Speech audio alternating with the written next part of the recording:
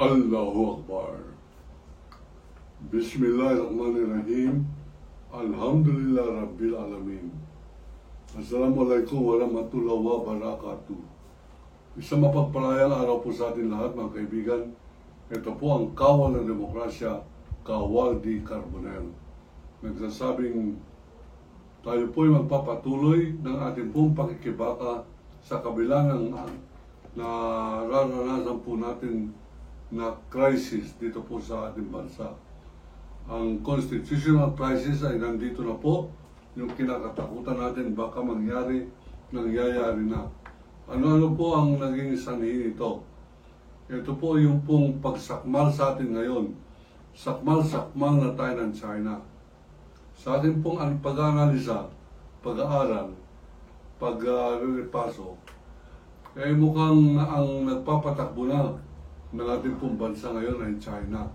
Kanilang Senado, kanilang Department of Public Works and Highways, kanila ang Supreme Court, na babayaran nila at nakokontrol ang media, kanila ang ating pong mga TikTok, kontrolado nila ang ating mga cellphone. Yan po ang pinaka-maepektibo na sandata ng mga mamamayan ngayon, yung cellphone. Kaya ang may control na rin po ay China. Maliban lamang po pagka mayroong mga magpupunyagin pareho ko, nalalaban pa rin, tatayo pa rin, magpapatuloy pa rin, at meron po mga pareho po ninyo mga Pilipino na hanggang ngayon ay hindi po humihiwalay sa mga adhikain at paninindigan ng kawalan demokrasya. Ba't po natin masasabing sakmal na po tayo ng China? Sapagkat kontrolado na po nila yung Senado. Sapagkat meron po tayong informant sa loob ng Politburo or Political Bureau ng Communist China. Meron pong mga media dyan na nakasama ko nung araw sa Baghdad nung kinover ko para sa ANC program ng 30 Minutes with Waldy Carbonell. Yan pong gera na yan sa Baghdad. Tayo po ang isang Pilipino na nag-cover po ng actual war dyan po sa Baghdad noong 2003. Ngayon, sapagkat na-cover po natin yung gera na yan doon po sa Iraqi side, eh kukunti lamang po kami nandyan. Yung mga 98 na international journalists na binobomba ng mga Amerikano sapagkat nagko-cover po kami ng gera doon po mismo sa villages ng Baghdad, yun sa El Pardos, yun po sa may Euphrates River, Tigris River na sa Biblia, yun po yung sinasabing Garden of Eden. Opo, nakatungtong na po tayo riyan at binomba po ng Amerikano yung lugar na yan.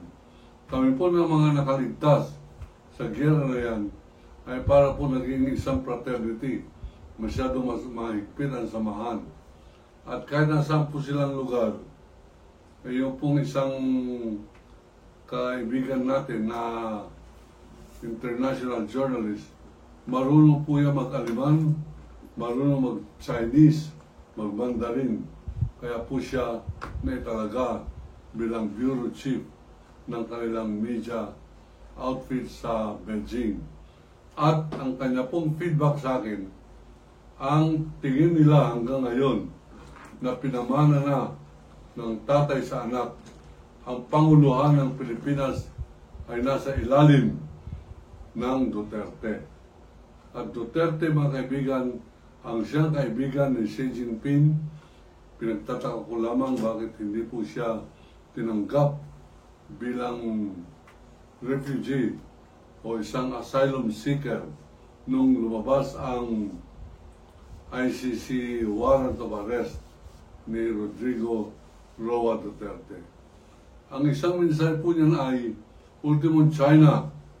Kinikilala po at nire-respeto niya ang International Criminal Court at ayaw niya itong makagalit o maging dahilan ng pagtatampuhan nila sapagkat pagka nagkaroon ng warrant of arrest at kasingsiga sila ng Pilipinas na Umaayaw ako sa inyo, sabi ni Duterte. Magpunta kayo sa bayan ko, sipain ko kayo. Pag ako nagpunta dyan sa ICC, sipain ko rin kayo. Nung nagkaroon po ng initial hearing tungkol po sa charges sa kanya, ang sabi ni Duterte, I am Rodrigo Duterte. Umarte o arte na po yung animal na yan. Pero, ang kanyang ipinunla sa China ay ang kanyang liderato na alam ng China ng Pilipinas ay dynastic o pinapamana ang mga pwesto sa gobyerno.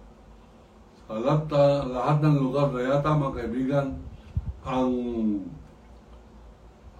pinagpupugaran ng dynasty at lahat ng lugar na may dynasty, yan ay lugar ng korupsyon. Tayo po ay sakmal na ng China sapagkat wala po tayong komanda sa ating sarili. Ang Senado natin, China, through Sara Duterte, ang nagkukuman. Lahat ng mga opisyales, lahat ng mga nagnanais na tumakbo sa 2028, lahat kumakampi kay Sara Duterte sapagkat kay Sara Duterte ang suporta ng China at ang China kayang-kayang bilhin ang buong Pilipinas. Wala pong kalaban-laban ang mga Pilipino sapagkat napabayaan po ito noong panahon ni Duterte. Halos pinamigay po tayo ni Duterte. Kumbaga sa anak na dalaga, ang utos ni Duterte, bumuka ka na lamang sapagkat mayamang bansa yan. Siga-siga yan. Wala tayong laban dyan. Yan ang katapangan ni Duterte. Ang kanyang katapangan, itaas ang kamay ng mga Pilipino at ang kanyang katapangan ay patayin ang mga Kian de los Santos at mga Pilipinong walang kalaban-laban. Pag may lumaban, mga kaibigan, kay Duterte, hindi naman niya nakakayanan. Sapagkat ang tingin niya, pag lumaban sa kanya, hindi normal na tao, hindi normal na Pilipino. Sapagkat ang tingin niya, ang Pilipino ay duwag, ang tingin niya, ang Pilipino ay utoto, ang tingin niya, ang Pilipino ay corrupt, ang Pilipino ay hindi totoong maka-Diyos. At ito'y napatunayan niya sapagkat nung minura-mura niya ang Diyos at sinabing peke si Jesucristo, wala po ni isang Katoliko na naglakas loob na lumaban sa kanya. Nobody called him out. Yung po mga kapatid natin Muslim ay mukhang natakot niya rin sapagkat pinagsasabi niya na siya raw ay may dugong Muslim, may dugong Inchik, may dugong Bisaya, kung ano-ano ang kanyang dugo. Ang hinintay po natin maging dinuguan na sana ito sa hig. Ganun po man, hindi po ito ang panahon para tayo po ay magsisihan. Hindi po ito ang panahon para tayo po ay magsiraan. Pero ang batas ay nandyan, lahat ng mga mangurakot, ikulong na yan. At yan po ang hamon kay Secretary Remulla. Kung hindi, pag hindi naging epektibo ang pagiging ombudsman ni Remulla, masasabi po natin, ako po magsasabi mismo sa inyo, na pati siya ay alipin na rin ng China sapagkat ang iniisip ng mga Pilipino yung kaugalian noong panahon ng Kastila, panahon ng Hapon na makipagkutsabahan sa mga nananakaw po sa atin. Pag walang nangyari dito sa pagkaka-appoint ni Remulla, ibig sabihin, siya ay collaborator na rin ng China. Pag hindi niya napakulong, pag hindi niya na-implement yung pong kautusan na si Joel Villanueva ay hindi na maaring kumandidato o humawak ng pwesto sa gobyerno, nakahawak pa rin ang pwesto, na kandidato pa rin, nanalo pa rin sa tulong ng Kibuloy is Lord, yung kanilang religion, J-I-L, Jibuloy pala yun, Jibuloy is Lord. Yan pong paggamit kay Kristo, sa krus ni Kristo, bilang 45 caliber pang-hold up ng mga deboto ng kanilang religion. Ay masyado po matagumpay dyan si Kibuloy, masyado matagumpay dyan si Joel Kibuloy Villanueva, masyadong lalo matagumpay yung pong iglesia ng bulok na si Marcoleta. Opo, narinig po ninyo. Bulok, sapagkat yan ang religion na nagpapatibay ng korupsyon, kumakampi kay Duterte. At tulad po na aking sinabi, lahat ng mga hanggang ngayon kumakampi kay Duterte ay hindi kumakampi sa pagiging makabayan Pilipino. Akalain po ninyo, harapan yan. Nakikita natin ang ginawa ng China sa atin. Una, tayo po ay ginawang tagapatay na lamang ng lamok, ng langaw pag lumilipad-lipad. At tayo po ay ginawang adik. Ang buong bansa ginawang adik. At ang pera na kanilang nakukuha, kabayaran ng kanilang shabu na pinapakalat dito sa Pilipinas, yan din ang ginagamit nilang pantapal sa mga government official natin upang sa ganun maging alipin sila ng China at maging tagasunod sila sa dinidikta ng China na meron na pong grand design, meron na pong plano kung paano sasakupin ng Pilipinas ng China. 30 years ago, may plano na sila kung sino magiging Pangulo sa taon na yan, kung sino magiging Chief of Police, sino magiging NBI Director, sino magiging mga senador. Sino pong kanilang kakutsaba? Iglesia ni Cristo, Iglesia ni Villanueva, at Iglesia ni Kibuloy. Panay Iglesia yan, mga kaibigan. Ang ibig sabihin ng Iglesia, Kastila po yan sa salitang church sa English, simbahan sa Pilipino, at Iglesia sa Kastila.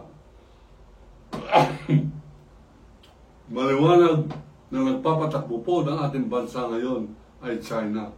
Maliwanag sapagkat ang Pangulo na hindi pa naiupo hanggang ngayon ay si Sara Duterte. Lahat po ng akin po nakakausap, sabi nila, wala presidente na yan. Binibilang na lamang taon hanggang 2028. Pero hindi po abot ng 2028 yan. Pag China talaga ang nakasakmal po sa bansang Pilipinas, ibabagsak at ibabagsak nila si Marcos. Ngayon, mga kaibigan, ano po ang ating gagawin? Hindi po ngayon ang oras o panahon ng magsisisihan ng mga Pilipino.